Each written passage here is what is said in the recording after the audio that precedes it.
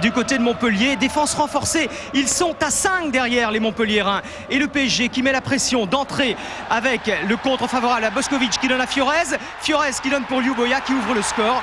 On joue depuis 6 minutes, 1-0.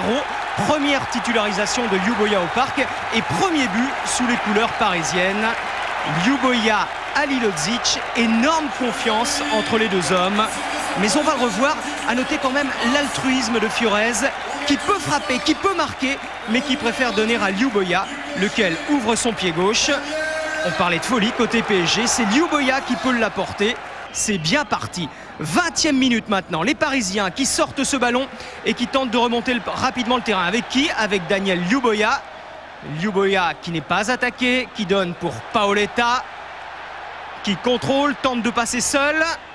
Une fois, deux fois, il insiste, contre favorable et 2-0. Il trompe Riou pour la deuxième fois de la soirée. C'est le 10e but pour Paoletta et on se dit que Paoletta, Ljuboja devant, ça a décidément de l'allure, même si là c'est un exploit individuel qui permet à Paoletta de marquer.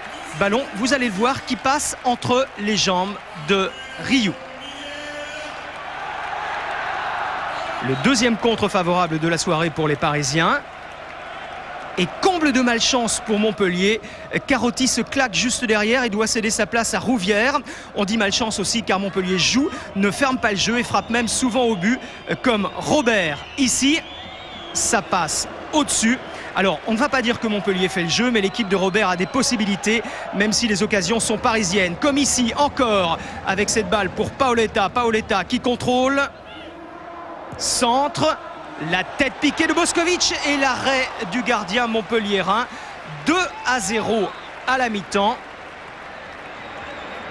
Il y a du beau monde, on va le voir dans les tribunes du parc. Bertrand Méheux, le PDG de Canal+, aux côtés de Nicolas Sarkozy et de Frédéric Thirier, le président de la Ligue.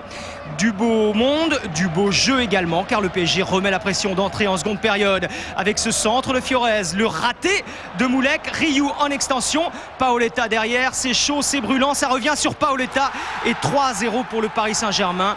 Avec une grosse erreur de Moulek, bien malheureux, regardez sur ce coup-là, un premier raté et c'est lui qui va dans un deuxième temps redonner le ballon à Paoletta. Ici, c'est presque une passe décisive, rien ne sourit à Montpellier et le PSG déroule. Il reste les coups francs montpelliérains pour réagir. Coup franc tiré par Robert pour la tête de Zodic qui trompe Alonso, 3-1. Est-ce le début de la course-poursuite? C'est bien joué en tout cas. Zodic est le seul ou presque à pouvoir prendre de l'élan, à être en mouvement et il saute plus haut que tout le monde pour battre Alonso et réduire l'écart. Le match devient fou. Corner pour les Parisiens. La tête de Ljuboja, 4-1. 2 buts pour Ljuboja, 2 buts pour Paoletta. Et regardez comment il tient son défenseur, comment il le bloque pour passer la tête et marquer. Il est dans tous les bons coups, passeur, buteur et ce n'est pas terminé.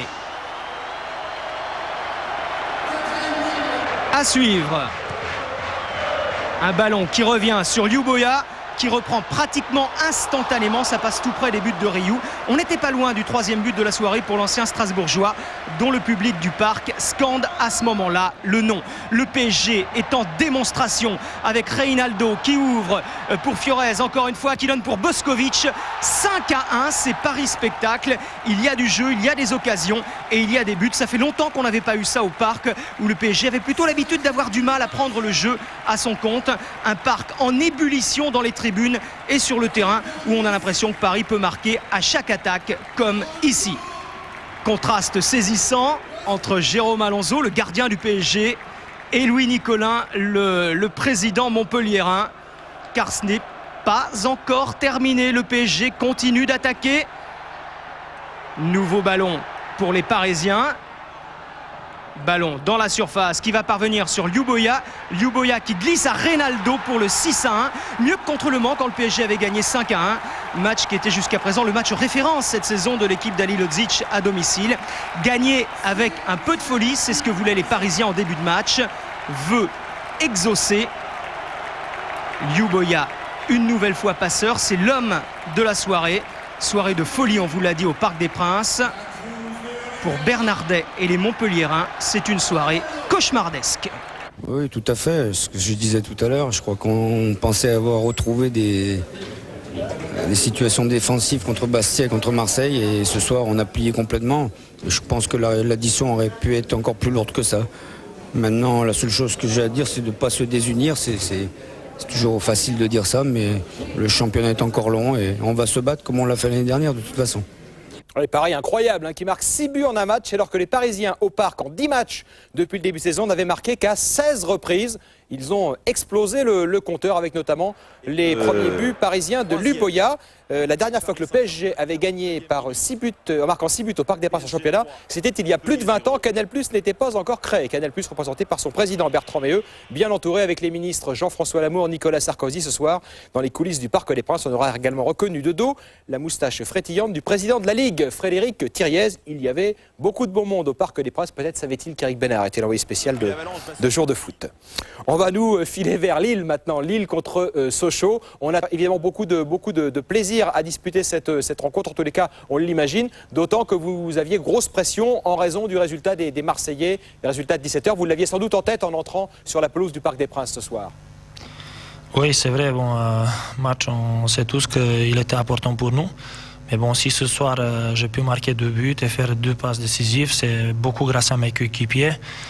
J'espère que ça va continuer comme ça et qu'on va se faire beaucoup plaisir cette année. Alors Stéphane, vous le disiez tout à l'heure, première titularisation de Daniel ce soir au Parc des Princes, dont le public a scandé votre nom, Daniel. Vahid Halilovic disait avant le match, si quelqu'un peut mettre un grain de folie dans cette équipe, c'est bien Daniel Luboya. C'est ce qui s'est passé? Vous êtes le déclic de cette équipe? Non, je ne pense pas. C'est toute l'équipe qui a gagné ce soir et grâce à mes coéquipiers, j'ai pu marquer ces buts. Donc c'est vrai que ça me fait plaisir de faire marquer, de marquer ce soir parce que bon, les dirigeants m'ont fait venir, mon entraîneur m'a fait venir, donc on a envie de faire le maximum d'abord pour eux et après penser à soi-même.